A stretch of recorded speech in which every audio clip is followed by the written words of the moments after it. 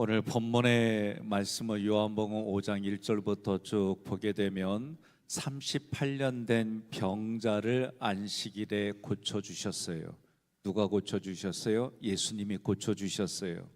유대인들은 안식일에 예수님이 일하신 것과 하나님을 자기 아버지라고 하여서 자기를 하나님과 동등됨으로 여기신 것을 가지고 참남하다, 신성모독이다, 그런 이유로 예수님을 죽이려고 합니다. 그런데 그 예수님은 내 아버지가 지금 여기까지 일하시니 나도 일한다, 이런 내용으로 함께 말씀을 나누려고 그래요. 예수님은 모든 사람들에게 영원한 생명을 주시고 사망에서 생명으로 옮겨주려고 오셨어요. 이 복음을 듣는 자들은 살아나리라. 이게 요한복음 5장 전체에 대한 내용입니다.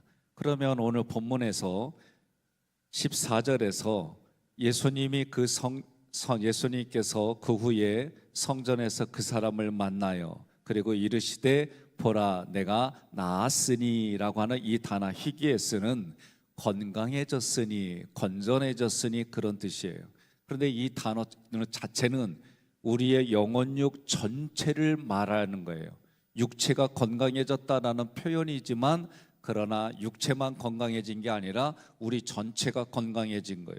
그런데 예수님이 뭐라고 그러냐면 이 38년 된 병자가 뭐라고 그러냐면 자기가 천사가 와서 그 물을 휘저을 때에 자기도 들어가고 싶단 말이에요. 했단 말이에요. 그런데 다른 사람이 먼저 가서 자기에게는 그런 혜택이 안 온다는 거죠. 그러니 예수님이 뭐라고 그러냐면 그 자리에서 네가 자리를 들고 일어나 걸어라, 그런 거예요. 옆 사람에게 그럽시다. 이때 아멘 해야지 언제 아멘 하겠냐고. 그러니까 저의 마음은 성경을 대할 때 이런 생각이 있어요. 어떤 생각이냐면 성경의 말씀 그대로, 그 말씀이 시대를 초월해서 살아있어요. 하나님의 말씀은 살아있고 운동력 있고 영혼과 골수를 쪼개고 생각과 마음을 감찰해요. 저는 이대로 믿어요.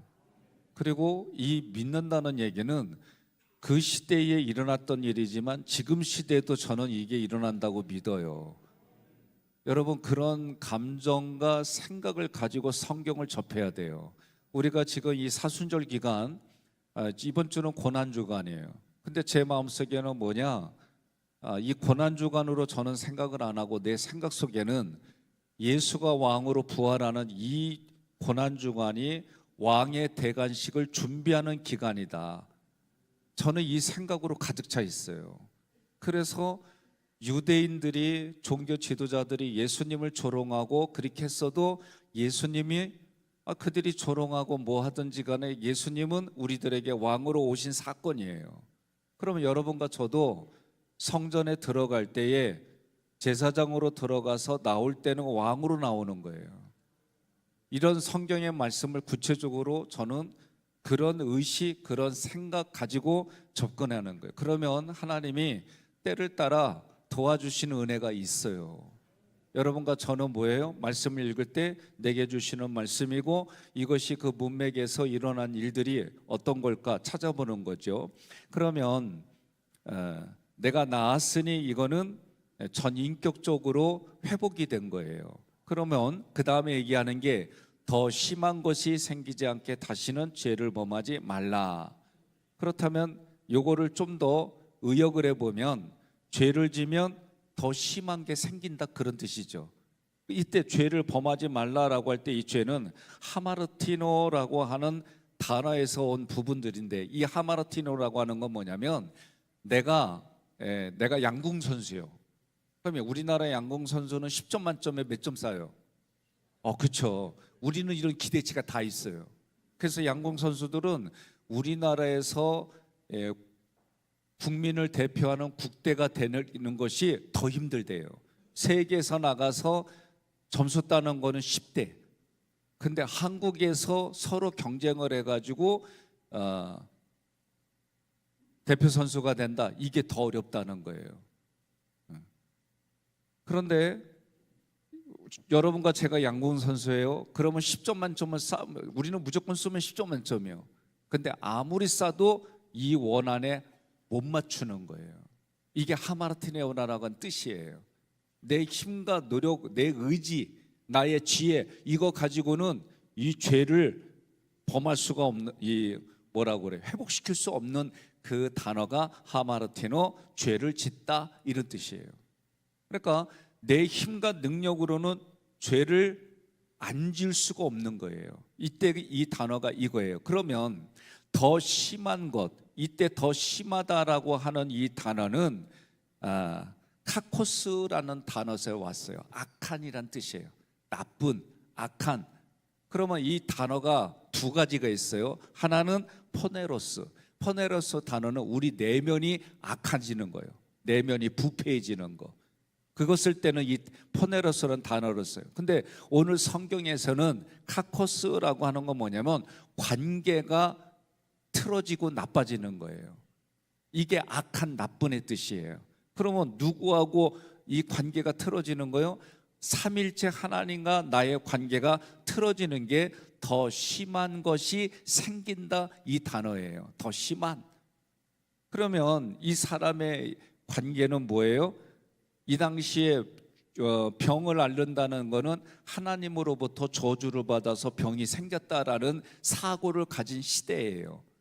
그런데 예수님이 오셔서 그 자리, 죄의 자리, 병을 갖고 있는 죄의 자리를 가지고 들고 일어나 걸어라. 그래서 이 사람을 어디서 만났어요? 14절에 보니까 성전에서 만났어요. 성전을 가고 싶어도 못 가던 사람이에요. 그런데 성전에 누가 계세요? 삼일체 하나님이 계신 곳이에요. 그러니 그 하나님과의 관계가 틀어지지 않게, 더 나빠지지 않게 죄를 짓지 말라는 거예요. 그러면 내 힘으로는 죄를 짓지 않고 싶어도 죄를 짓는 자리인데, 그러면 이 얘기는 뭐예요? 예수가 이 땅에 오신 이유가 뭐예요? 우리에게 죄를 용서해 주시고 영원한 생명을 주시고 살아있는 자로, 살려내는 자로, 생명 가진 자로 살아가는 그 자리에 누가? 예수 그리스도가 우리에게 은혜를 베풀어 주셨어요. 그러니 오늘 본문의 말씀은 쉽게 말하면 요한일서 3장 8절 함께 봉독합니다. 죄를 짓는 자는 마귀에게 속하나니 마귀는 처음부터 범죄함이라. 하나님의 아들이 나타나신 것은 마귀의 일을 멸하려 하심이라. 아멘. 이때 죄를 짓지 않는다 할 때 죄가 뭐예요? 하마르티노. 똑같아요. 그러니까 죄를 범하지 말라. 그런데 죄를 짓는 자, 이 얘기는 원래부터 마귀에게 속했어요. 그런데 마귀에게 속했는데 하나님의 아들이 나타난 것은 마귀의 일을 멸하러 오셨어요. 죄를 용서해 주시러 왔다는 거예요. 그러니 여러분과 저는 이 땅에 살아갈 때 예수님 없으면 안 돼요. 예? 이 구원 받았어요? 예수님 때문에 구원 받았어요? 예수님 믿은 다음에도 예수님이 주시는 힘과 능력으로 보혜사잖아요. 그런데 또 다른 보혜사 성령님이 우리에게 마음의 감동을 줘요. 감격을 줘요. 내가 은혜를 받았어요. 그러면 내 인격, 나의 인격을 말할 때 지정의라고 정리를 해요. 지식에, 감정에, 의지에 영향을 받아요, 내가. 그러면 그거 가지고 내가 생각과 감정이 달라지고 결단해서 밖으로 나오는 게 인품이에요. 그러니 내가 예수님 믿으면 예수님 때문에 나의 모든 게 변하는 거예요. 영혼력이 변하는 거예요. 먹는 것까지 심지어 변해지게 돼 있어요. 이게 예수 믿는 사람들의 모습이에요. 그러니 세례 받을 때에, 그 전에 학습 교육할 때는 술 담배 끊겠습니다, 뭐 이런 구체적인 거 얘기했어요. 지금은 생각이 달라졌어요. 어떻게 달라졌어요? 예수님 믿으면, 또 세례 받는다고 하면 삼일체 하나님 앞에 내가 결단하겠습니다. 으뜸을 드리겠습니다. 첫 것을 드립니다. 시, 공간, 물질 모든 것에 예수님 내가 공급받겠습니다. 말씀의 공급을 받아서 무교병이신 예수님처럼 죄짓지 않겠습니다. 성령 하나님께 내가 세례받는다고 결단한다고 하는 것은 내가 기도 생활을 하나님 앞에 드립니다. 그러니까 예배 말씀 기도가 달라지는 거예요. 이게 달라지는 거예요. 옆 사람한테 물읍시다. 달라졌습니까? 뭐라고요? 아니, 나만 빤히 보면 어떡한다는 거예요. 옆 사람한테 얘기해야 되는 거예요. 여러분, 듣기 싫어도요. 듣기 싫어도 저는 성경을 보면서 깨달은 게 다른 게 없어요. 성경을 보면서 뭘 깨달았냐면, 우리가 6월절 언약할 때 피 바른 공동체 안에 있잖아요. 근데 이 공동체 안에가 뭐예요? 너와 내 집이에요.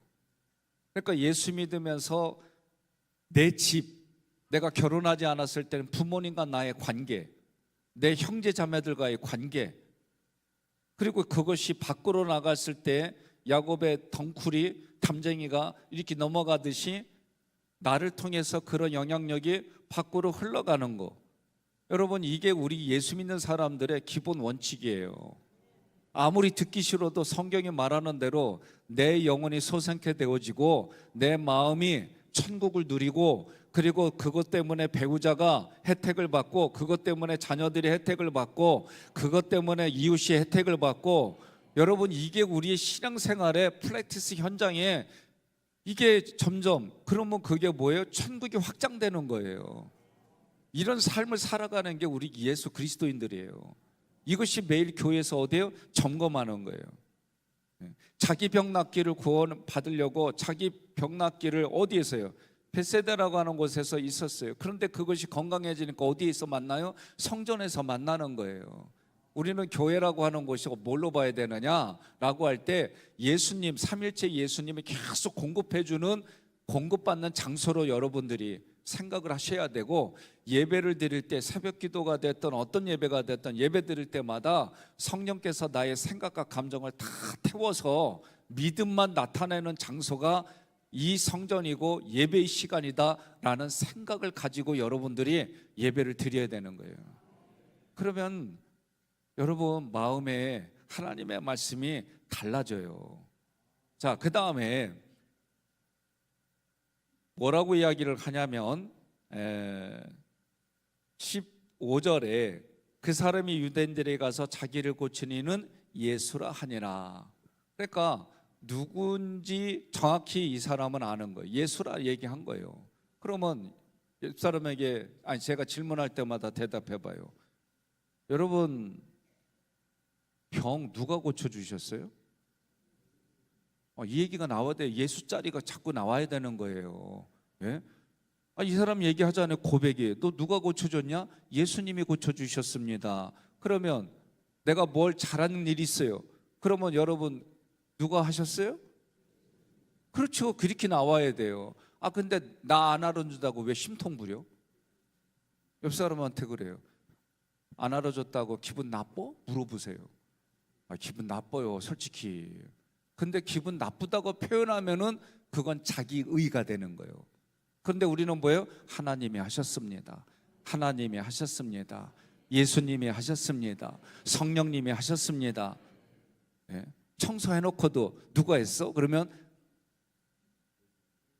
그렇죠. 예수님이 하셨습니다. 하나님이 하셨습니다. 자기가 해놓고 하나님이 하셨습니다. 그러는 거예요.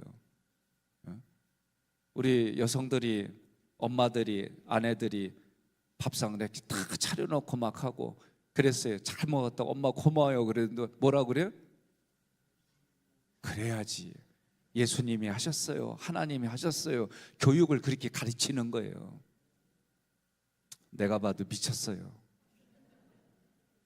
그래도 이게 잘 미치는 거예요. 예? 이 미침이 오늘 말씀 속에서는 이 표현이 안 돼 있지만 분별력이 생기는 거예요. 그게. 그러니까 우리가 분별력은 뭐예요? 하나님이 하셨는지 내가 했는지, 하나님이 하셨는지 사람이 하셨는지. 물론 사람이 했지요. 사람이 했지요. 예? 오늘 찬양대 예배전마다 찬양하시는 분들 보면 참 은혜롭게, 그래도 이 시간에 참 그래도 얼굴 잘 가꾸고 옷 입고 이 앞에 서는 거 보면 몇 시에 일어나야 가능할까? 그냥 생각해봐요. 그래도 일찍 일어나서 그렇게 하지 않을 것이요? 오늘 성가대도 그렇게 하지 않을 것이요? 예? 예, 그렇게 했어요. 그래도 참 은혜롭게 잘하셨습니다. 또 까먹었어. 뭐라고 그래야 돼? 아멘 하기 싫으면 하나님이 하셨습니다. 아멘은 기본이고 하나님 하셨습니다. 그러면 업그레이드된 신앙이에요. 간단해요. 그게 업그레이드된 신앙이에요. 오늘 참 은혜롭게 잘하셨어요. 그렇죠. 하나님이 하셨습니다. 이게 그냥 나와야 되는 거예요. 이거 익숙하지 않으니까 어떻게 말할 때 좀 쑥스러워. 이런 생각이 있어요.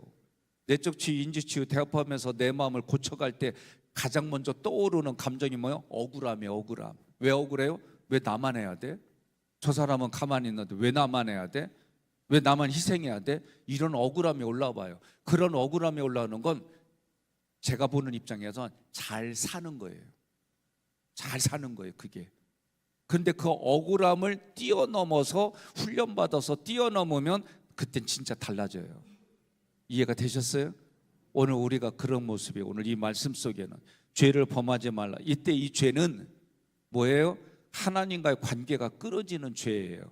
그러면 가장 그 기준은 뭐예요? 하나님이 하셨는지 내가 했는지, 하나님이 했는지 우리가 했는지, 하나님이 했는지 네가 했는지, 이 차이의 기준이에요.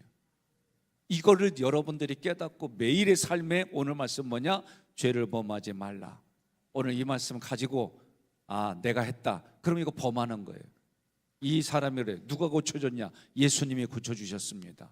그러면 5장의 전체 얘기는 뭐예요? 예수님이 우리에게 영생을 주시려고 오셨다. 그리고 여러분들과 제가 죄를 범했어요. 이게 깨달아졌어요. 그럼 어떻게? 회개하는 거예요. 그런데요, 이건 잘못된 거예요.